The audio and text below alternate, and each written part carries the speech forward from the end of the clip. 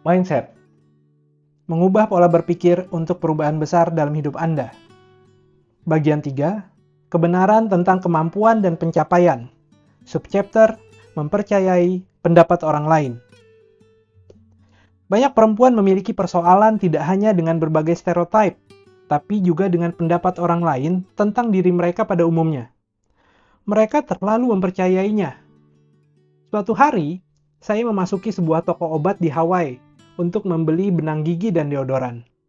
Setelah mengambil barang-barang, saya menunggu antrian untuk bayar. Ada 2 orang perempuan yang antri di depan saya. Lantaran tidak tahan dia menunggu tanpa berbuat apa-apa, saya pun mengisi waktu dengan menyiapkan uang bila giliran saya tiba. Jadi saya berjalan ke depan, meletakkan belanjaan saya di samping counter, dan mulai mengeluarkan uang dari dompet. Kedua perempuan tersebut sangat marah. Saya jelaskan bahwa saya tidak bermaksud memotong antrian mereka. Saya hanya bersiap-siap kalau giliran saya tiba. Saya mengharap persoalan itu sudah selesai. Tapi ketika saya meninggalkan toko tersebut, ternyata mereka berdua menunggu saya. Mereka menatap wajah saya dan berteriak, "Perilakumu sangat buruk!" Suami saya yang menyaksikan seluruh kejadian tersebut dari awal hingga akhir menganggap mereka itu gila. Tapi, mereka meninggalkan efek yang aneh dan mengganggu pada diri saya. Dan saya sangat sulit melepaskan diri dari tuduhan mereka.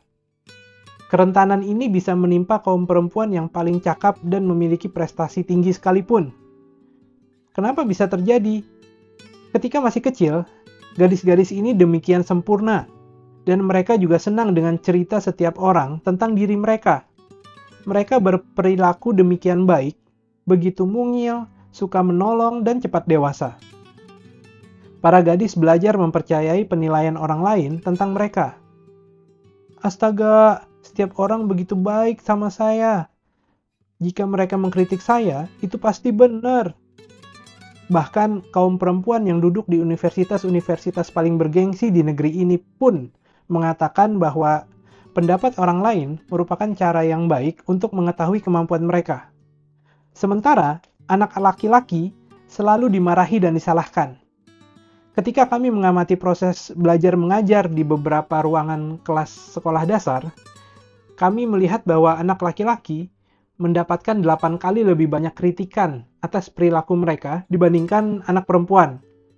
Anak laki-laki juga terbiasa saling memanggil dengan sebutan ceroboh dan tolol. Evaluasi-evaluasi tersebut menghilangkan banyak kekuatan mereka. Seorang teman laki-laki pernah menyebut saya ceroboh. Saat itu, dia sedang makan malam di rumah saya, dan sementara kami makan, tiba-tiba saya menjatuhkan beberapa makanan ke blus saya. "Itu karena kamu sangat ceroboh," katanya. Saya kaget. Saat itulah saya sadar bahwa selama ini tidak ada seorang pun yang pernah mengatakan hal semacam itu kepada saya. Para pria terbiasa saling mengatakan ini di antara mereka. Ini mungkin bukan hal yang baik untuk dikatakan, bahkan dalam gurauan sekalipun, tapi dampaknya adalah membuat mereka berpikir 2 kali sebelum mempercayai penilaian orang lain. Bahkan ketika perempuan mencapai puncak kesuksesan, sikap orang lain masih dapat mempengaruhi mereka. Frances Connolly adalah salah seorang pakar bedah saraf paling terkenal di dunia. Bahkan, dia perempuan pertama yang pernah diberi jabatan tetap di bidang bedah saraf di Sekolah Kedokteran Amerika. Tapi, komentar-komentar ceroboh dari kolega prianya, termasuk para asistennya, bisa membuatnya tidak percaya diri. Suatu hari, ketika sedang menjalankan operasi bedah, seorang pria menggodanya dan memanggilnya sayang. Alih-alih membalas pujian tersebut, dia bertanya kepada dirinya sendiri, apakah kata sayang dalam kondisi ini berarti cukup baik dan cukup berbakat untuk melakukan operasi ini?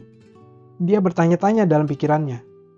Mindset tetap, ditambah pemberian stereotip, ditambah sikap percaya perempuan pada penilaian orang lain, saya pikir kita mulai bisa memahami kenapa terdapat kesenjangan gender di bidang matematika dan sains. Yang menyakitkan, kesenjangan tersebut ternyata sangat jelas di lingkungan teknologi tinggi. Julie Lynch, seorang bintang teknologi, sudah mampu menulis kode komputer ketika masih duduk di bangku sekolah menengah pertama atau SMP. Ayah beserta dua saudara laki-lakinya bekerja di bidang teknologi, dan dia juga menyukainya. Kemudian, guru pemrograman komputer mengkritiknya. Dia telah menulis sebuah program komputer, dan program tersebut berjalan dengan baik. Tapi gurunya tidak menyukai jalan pintas yang diambil Julie. Minatnya hilang. Dia pun melanjutkan studi di bidang rekreasi dan hubungan masyarakat. Matematika dan sains harus dibuat menjadi tempat yang lebih ramah bagi perempuan. Dan perempuan sendiri membutuhkan mindset tumbuh yang dapat mereka peroleh untuk mengambil tempat yang tepat dalam bidang-bidang ini. Bersambung ke subchapter ketika segalanya berjalan tepat.